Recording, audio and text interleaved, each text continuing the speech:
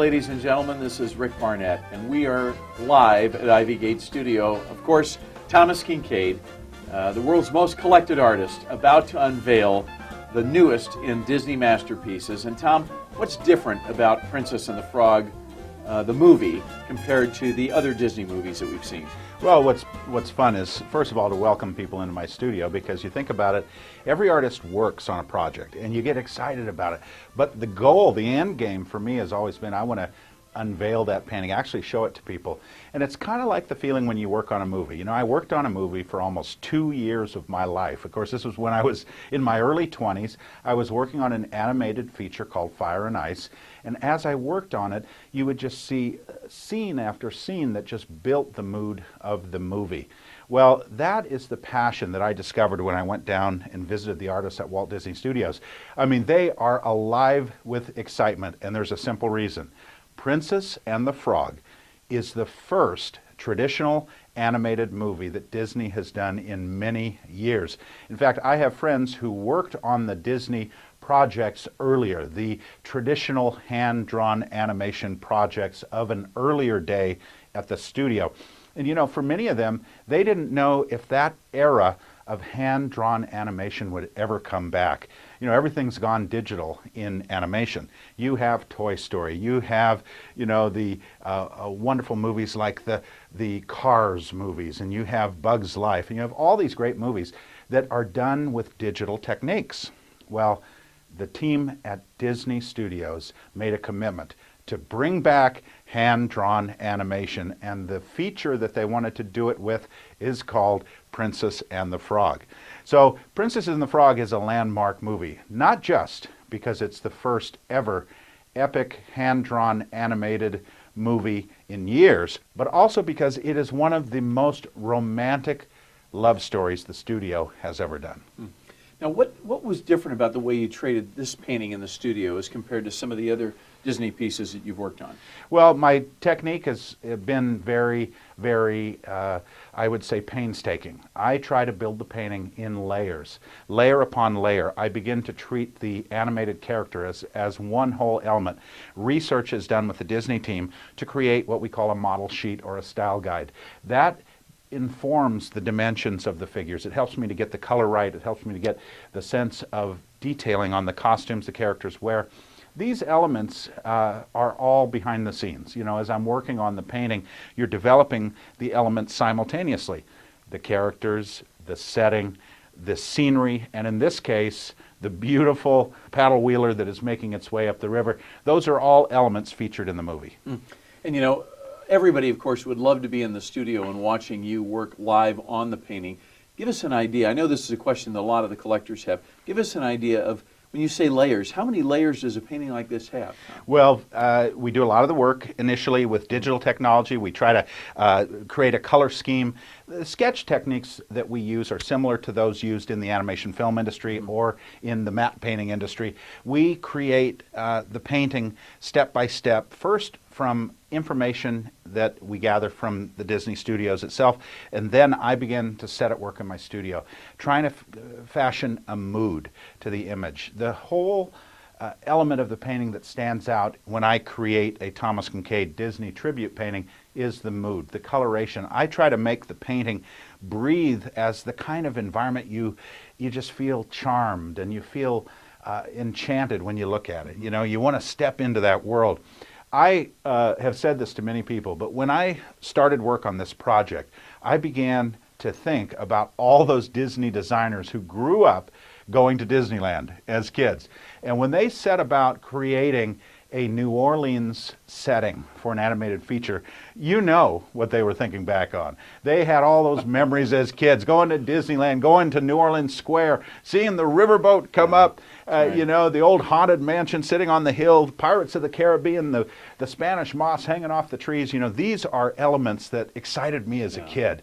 And so to get the chance to work on a feature actually set in New Orleans, I got to think that would have been a thrill of a lifetime for all these animators. Oh yeah, when I look at this piece, it looks like I'm on Tom Sawyer Island looking across over to Disneyland. Well, it's those beautiful live oak trees that they have with the Spanish moss hanging over everything. There's also a fun element, which is the element of the fireflies. You know, you go on the Pirates of the Caribbean ride, and you see those little twinkling fireflies as you go through the bayou. I've been down in New Orleans. I've been in the bayou. I love fireflies because it sets a mood that we just don't get out in California in quite the same way. The sun begins to set, the evening is warm, and you see those little twinkling fireflies. Well, in the movie, there's a whole colony of fireflies that are making their way across different elements in the movie, and they become characters in the story. There's an old firefly named Ray, and he sort of is the voice of wisdom. He's a narrator who tells you different things about the story. So here we see Ray up here on the top left, and the fireflies have descended down into the swamp flowers, and you see all these blooms down here in the foreground. They're glowing. That's because the fireflies want to make their home inside a flower. Sounds like a different version of Jiminy Cricket. Yes. So tell us about working with the filmmakers, John Musker and Ron Clements. I mean, what was that like? Well, these guys are brilliant. I mean, they're visual stylists who understand the tradition of Disney animation. I mean, I think one of the exciting things is that the Disney Studios has this core of legendary designers who worked on different features. It goes all the way back to Snow White, the early designs that captured these characters in such a lovable way. And then the settings themselves were created, so you just wanted to step into that world. Don't forget, most animation up till that time was shorts. So you just had these little comic opera shorts. You know, they were just the equivalent of like a Charlie Chaplin short or a Laurel and Hardy short. It was basically slapstick humor. What the Disney Studios wanted to do was create a feature that lived and breathed as a real place. So you wanted to step into that world. Wonderful design work was done on the very first feature, which was Snow White and the Seven Dwarfs. Then Pinocchio, Gustav Tenggren. Right. You and I have spoken of him. Amazing. What a great genius. Well, I am proud to say that the current team of Disney animators and art directors and producers, the director himself, they love the concept of the tradition of Disney art.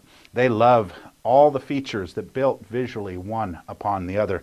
And really, if I can make a statement that might sound audacious, I think Princess and the Frog sets a pinnacle. It is a new standard of beauty in the visual design. There is such a sense of color. There is the sense of the bayou, the sunsets, the magical colors of New Orleans when the city erupts with celebrations of Mardi Gras and festival. All that sense of pageantry and beauty is brought to life in this feature.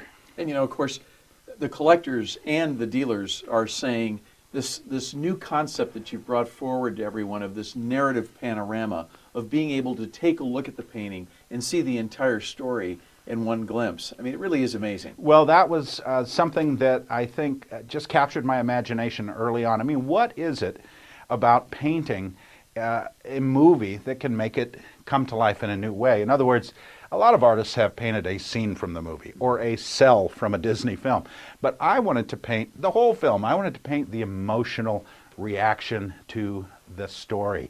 You know, what is it that sets apart a Thomas Kinkade painting? Well, it's feeling, it's emotion. I mean, I heard someone the other day say, Tom, you remind me of Elvis Presley because you heard Elvis sing, you heard emotion. You just, you know, he may not have had the perfect operatic voice. He may not have sung in exactly the same way someone else would tell him is the perfect way to sing, but when he sang, it came from the heart and it had passion. I think that's what sets my artwork aside. It's passionate, it's emotional, it's very romantic. This painting has romance. It has emotion in it. You know, you're standing under that tree watching the sunset, the riverboat is pulling up, a garden party is going on, and here's the two frogs looking on in the setting. Now, you mentioned narrative panorama. That's particularly important with this story because these frogs that are the central characters in the story are looking out at their own experience in life. They're looking out at the story that they just lived. Here are the frogs who become the prince and princess. And beyond that, you see other characters, other elements of the story all brought together. I think one of the fun parts of my Thomas Kinkade Disney paintings has been this idea of a complete narrative, the whole story, so that you can look at that painting and understand the story.